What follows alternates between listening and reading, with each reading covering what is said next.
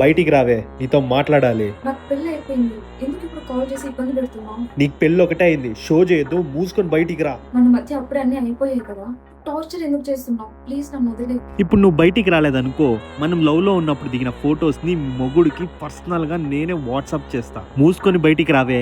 మళ్ళీ వాడేనా? దర్శి ఒకసారి ఫోన్ నేను మాట్లాడతాను.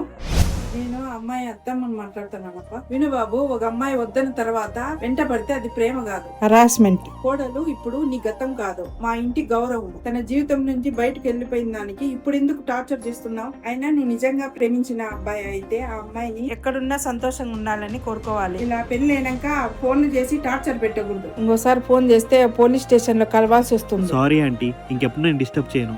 నీ గతం గురించి ఎవరికి వివరించే అవసరం లేదమ్మా. ఇప్పుడు మా ఇంటి కోడలు కదమ్మా, మా ఇంటి కూతురువి. నిన్ను కాపాడే బాధ్యత మాది.